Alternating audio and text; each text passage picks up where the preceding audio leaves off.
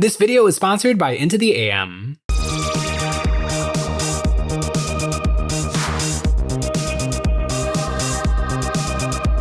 The biggest thing to ever come out for Warhammer 40k has gotta be Imperial Knights. They're physically the biggest.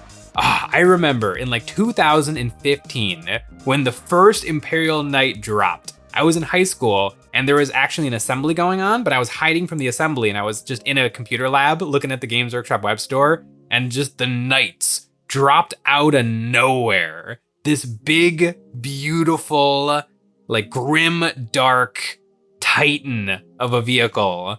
And it's back then, the Games Workshop didn't really like show off things or tease things or talk with the community or do anything. Things would just drop. And holy cow, was that a drop. I think a few years later, I bought my first Knight. That was when they came out with the second sprue to give you the Power Fist. And what was the new gun that they came out with? I think it was like the Super Melta?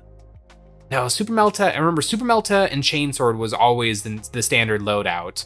Oh, what came out? Oh, I think it was just like the battle cannon, like the triple fire battle cannon. But Knights are a wickedly cool idea for Warhammer 40,000. Warhammer is just a port of Warhammer Fantasy Battles. And so, you know, we've got orcs and we've got elves and now we have dwarves back, but we have giants. Like, what is cooler than a giant faction? It's so interesting and it's so unique and it's so awesome. But in my opinion, it's never been done quite right because Knights have always been a standard Warhammer 40,000 unit. But an Imperial Knights army doesn't really function the way a standard Warhammer 40,000 army functions. I have actually done the math, and a typical Warhammer 40,000 army has like between 12 and 18 units, and each of those units every turn has about 4 actions available to it: move, shoot, charge, fight. And so a typical Warhammer 40,000 army will do about 28 actions every turn. And even factoring in attrition, over the course of a game, a normal army will do about 100 actions over the course of the game. Looking at an Imperial Knight army with 4 big knights, which I think is the right number of knights, they will only do about 36 actions per game. And if one army is doing 100 and another army is doing 36, it just doesn't work out to be a very interesting game.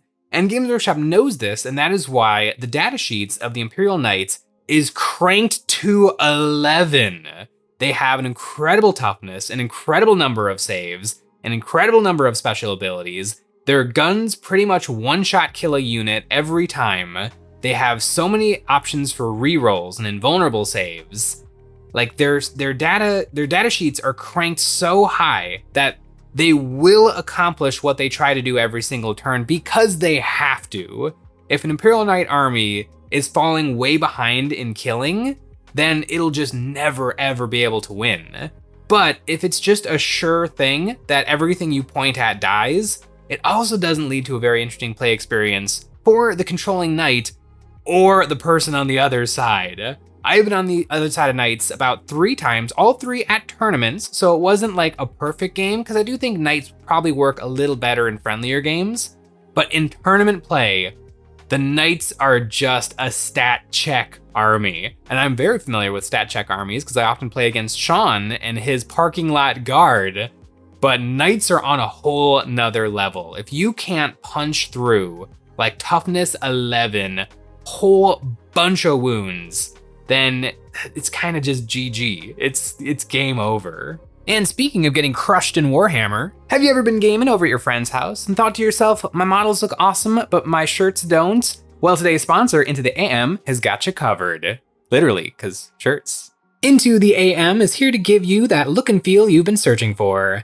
They offer a huge selection of every kind of clothing you could need: shirts, denim jeans, joggers, briefs, flannels, jackets, and their item I love the most, graphic t-shirts. T-shirts like the Infinity Explorer graphic tee. This one has a sweet melancholy feel to it. Bourbon Voyage pullover hoodie. This one's really nice and warm. Heart of the Wild graphic tee. My Smoky Mountain parents really love this one. And the Space Saga vintage tee. It's got that retro vibe. All their art is incredibly detailed and vibrant with great printing. They have an absolute ton of graphic tees for you to choose from, and more are coming out all the time. Right now, they're happily showing off their stretch fit jeans. These denim jeans are the perfect choice for the active person on the go who wants to look and feel good while going. Whatever you're into, from astronauts to Asian fusion to wilderness, there's something cool for you to see and style yourself in. My favorite is Astro Pump! There's always some kind of a sale going on, and if you follow the link in the description below, you can sign up to get an additional 10% off your order from us. Head on over there and pick out your new style today. Now, Games Workshop seems to agree that knights are in an awkward place. The Knight Codex actually got shown off a little while ago, and it didn't come out. Now, this could be as simple as there was just like a problem with the printing and they had to reprint the Codex. Or it could be Games Workshop is having a really hard time balancing Imperial Knights. There was a recent balance data slate, or not a balance data slate, but just a reconfiguring of the Knight rules to make them in line with Codex Chaos Knights. And so they lost 1 pip of toughness, but they actually went up wounds for every single Knight, which is actually kind of a buff, not a nerf, because even though anti-tank guns are gonna be a little bit better at killing Knights, they were always good at killing Knights. Getting extra wounds is really good against everything else, because a lot of things don't do well into Imperial Knights, and so if you just have more wounds to chew through, especially with a 5-up invulnerable save, it's really hard to bring down a big stompy Knight. And with this sort of side grade that just happened, the Knights went down in points by a lot, which, holy moly, cheaper Knights is also a little bit problematic.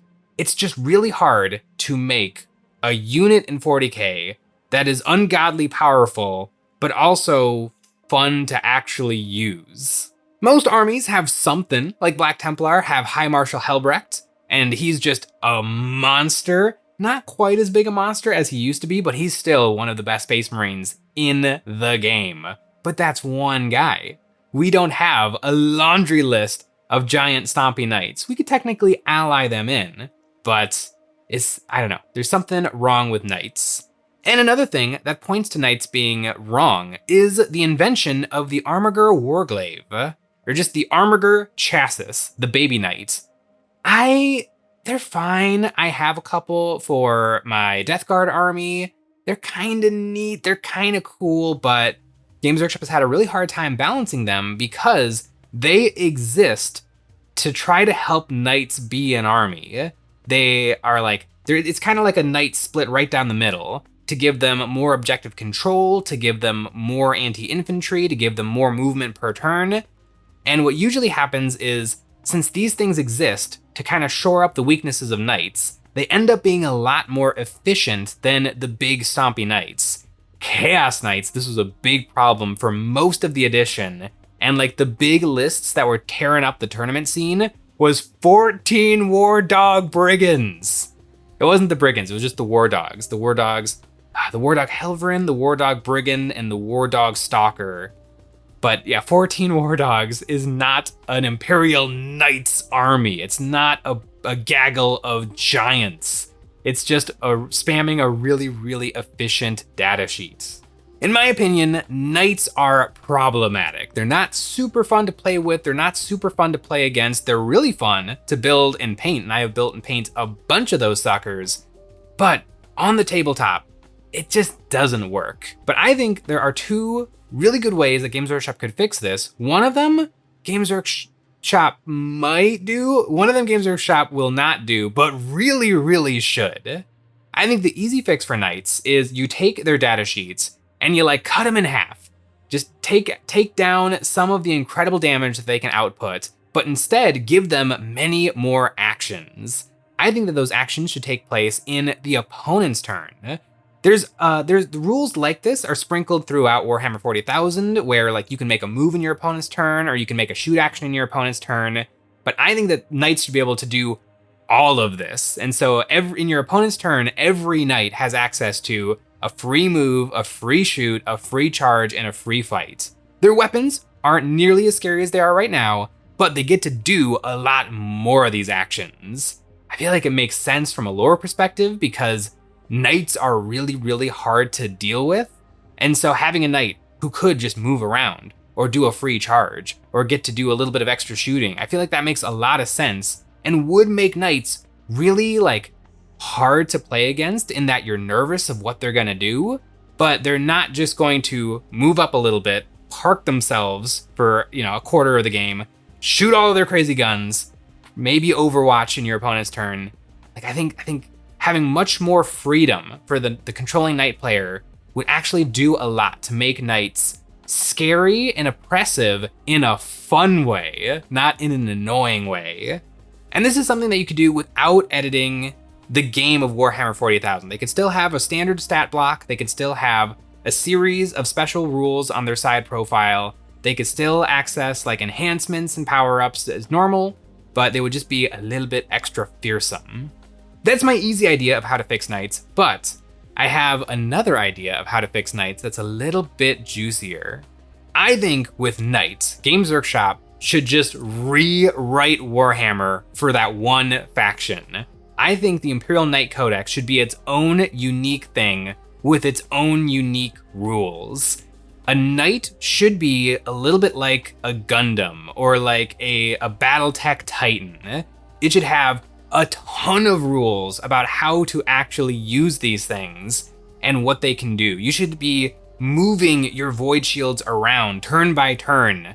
Maybe you want the shields on your left side or your right side or in the rear. Facing should be a thing for knights. If you can shoot at the butt of a knight, you should do extra damage. And you should do less damage if you're shooting at the face of a knight, because all of their armor is kind of on the front of them. You should have to roll on charts to see what happens. The energy that your knight uses should be an actual resource in the game that you have to manage. Do you put your resource into the shields or do you put it into the guns? Do you put it into your legs? Do you put it into your combat weapons? How are you gonna balance this so that you have the toughness that you want and the fighting that you want? Maybe you just turn your knight off, but you pump it all into shields to make them nearly invulnerable because they're standing on an objective and they just need to hold the line. There are a ton of ways that Games Workshop could do this. Chaos has played around with this a little bit. World Eaters have a very similar rule where they roll on their chaos. It's not called the boon table anymore, but you roll, I think, 8 d6s, and then depending on what you roll, you can put those points into upgrades for your army.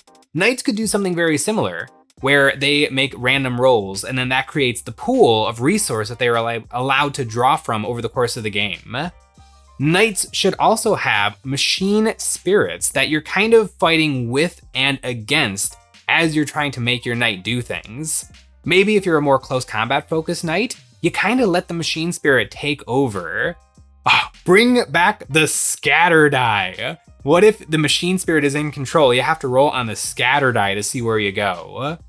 But your attacks are much more powerful because it's literally the raw rage of the machine spirit that is in control and not the princeps that is trying desperately to actually use tactics and actual intelligence to try to make something happen. The Imperial Knight Codex shouldn't be a codex. It should be a tome of weird and wacky knowledge from the dark age of technology.